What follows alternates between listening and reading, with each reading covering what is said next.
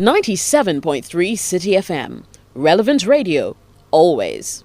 Hello out there. The season has come to an end, but of course we promised you exclusive interviews for the transfer window. We have with us one key player of the national team, played his football in Spain with Las Palmas here.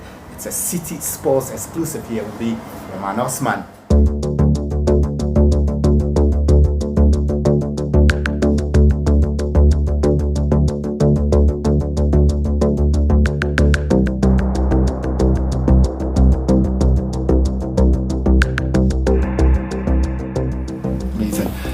Amazing, very touching story with Mubarak Wakaso, one of the key blocks of the national team these days. A lot of young players look up to him. Some of them really want to be in his shoe. But when you were growing up, which player did you want to be like? Me, when Paul Scholes was my favorite player when I was growing up. He was the one I was looking at. Okay, so that's it with the growing up. Now this season, how will you rate the performance of Las Palmas, the club you joined on another loan deal? You guys finished 12th on the league table. I think we had a massive season and everybody is talking about our performance. You know, from the beginning it was like people thought we were going down, and I think it did not happen due to our hard working and change of manager. I can say that the first manager too was doing good, but things were not going well and they changed him, and another manager came in and he tried to change some things that we were not into, and it helps the team to make it up. And I think the whole Gran Canaria is in love with the performance, and I think Ghana people too. Very in love with the performance. How do you rate your personal season there? Good, bad, excellent, very good? You know, even I thought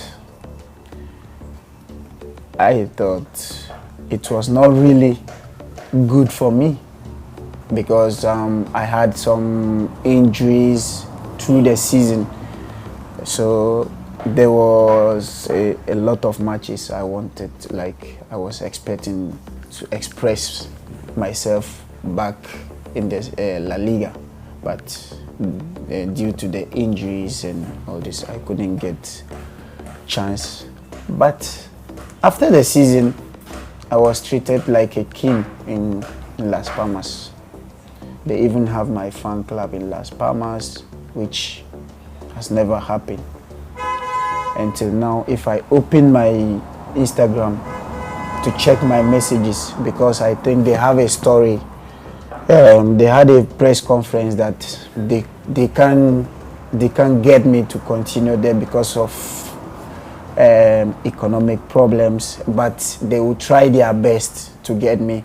And I think the fans are really worried and they are sending me messages to know if it is true. It's true because I had a meeting with them before I came down. They even delayed me 3 days before coming here because they really wanted to do something about me staying there. But the problem is Rubin Kazan wants me to come back because they have a Spanish coach now, which is he even spoke to me 2 weeks ago that I've learned that you don't want to stay in Rubin, but I'm coming and I need you there. I've already spoken to them, so I need you there. But I don't want to go back to Rubin Kazan. I wanted to stay Las Palmas, but things are not even. It's not too clear now. Things are not too clear now, and the president told me that they will do what they can do to have me in Las Palmas, and I was really, really, really happy. I thought I did not do what I wanted to do, but the way they are talking about me makes me feel that I had a good season. Now, let's finally on European football before we get to the national team, the final phase of the interview. Now, who's your best player? Suarez, Ronaldo, Messi, Neymar. If you are to pick and plot who should be the best player this year, who would your money go on? I will go for Neymar. You go for Neymar dos Santos. So, and why? Why do you think Neymar? Okay, for me, when Messi was not around, he plays his role like Neymar and Messi. He and Suarez, they kept their team high, and they could even help the team. Even when Messi came back, things were not working like it was without him. So I prefer him, and he has been doing good for both national team and. Well, I'm very much aware a lot of clubs are after you. I've got to push this one in. Both England, Italy, Spain. What would be your preferred destination if you're to actually put pen to paper and say, I'm moving to this club? Would it be? Would you like to play in the English football, English Premier League? Okay, a lot of people are telling me to join the English Premier League, but let's see what will happen. I would love to join my brothers there because I can see how it is and the way they also do praise the English Premier League, and I know that a lot of people love it, and it's a massive place to play. So I want to play there and be there with my colleagues too, my brothers. So amazing. That's what to Europe. Now the national team continues to divide opinion, especially the current crop. Now you've seen a lot of faces when you were not playing in the national team to when you started becoming a junior member of the national team. You've gone through the ranks and you are now one of the key senior players of the national team. There's this perception about you guys being selfish and money-centered. Do you think it's an unfair tag to the players? You know, I will never call myself a senior player for now. Yeah, because I've been in the team for 3 or 4 years now. Look, we are doing the job for the nation and for ourselves. I can't say that we are doing it for the nation alone. We are doing it for ourselves too. And for me, what I know between ourselves, we always come down to help the nation's name and make it big for ourselves. We don't come here just to make fun or to do money. Because, for example, maybe what I earn a month is more than what they will give me after winning a game for the national team. So I can't put it in mind that I'm coming to play for money. Whilst I know that in a month or at the end of the season, I know the kind of amount I'll have in my account.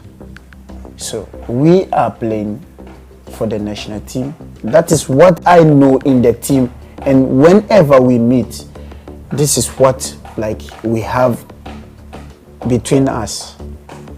We talk about winning games, and you can see we are winning games. We are doing it because we are playing the game from our heart. So we always try to win, and we are winning. As you can see, we are on top of the qualifying group, and I think we are going to make it. It's not like I think, we are going to make it to the AFCON and do better than what we did the last time. Okay, so talking about doing better than what you did the last time in Equatorial Guinea, the team was second, lost on penalties to the Ivory Coast. Now we've gone 33 years without winning an AFCON. A lot of Ghanaians are beginning to grow restless, and that's where the major concern is. What's the mental set going into Gabon next year? Our aim is getting the cup. When you talk to Didi, when you talk to Asamoah, and all the players that been with the national team for so many years, they are all saying that for now we have nothing, because we haven't bring anything to show to Ghanaians that this is what we did. So our aim is, we are fighting to bring the cup to Ghana, like we did last it was unlucky we couldn't make it, and it's part of football. So I think we are going to do more than we are still working hard. Even you can see the last year qualifiers was even difficult for us to qualify because we drew with Guinea, we lost with Uganda, and we drew with Uganda home, which is not happening this season. This year we drew with only Rwanda. Mozambique. Yeah. We won all the games, so you can see that there is changes in the team, and we have a good coach. He knows how to manage his players, and he knows how to motivate his players. So all the motivation we get from him, and we the players and the seniors ones, the motivation they are giving us is massive. So I think that we are going to make it this year. Okay. Now you've been to Ghana has qualified for 3 World Cups.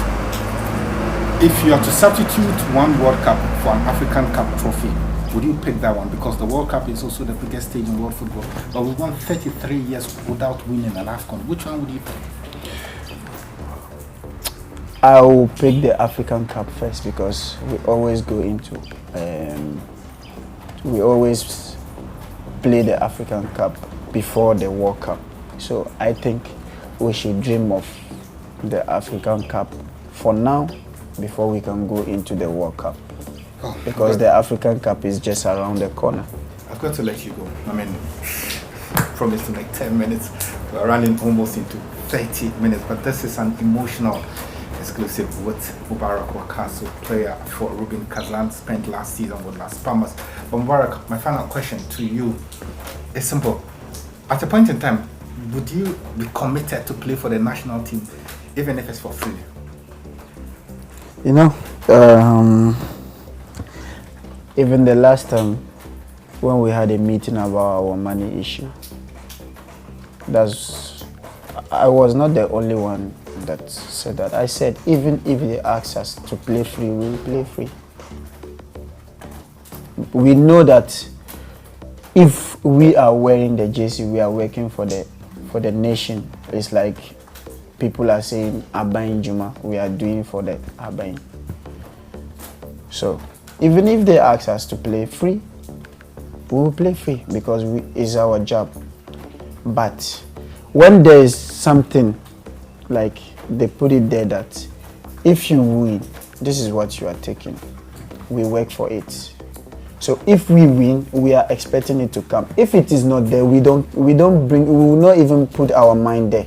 We just come and make sure that the work will be done. Thank you very much, Mr. Mubarak Wakaso, for your time here on Citi. A singular pleasure to host you this morning.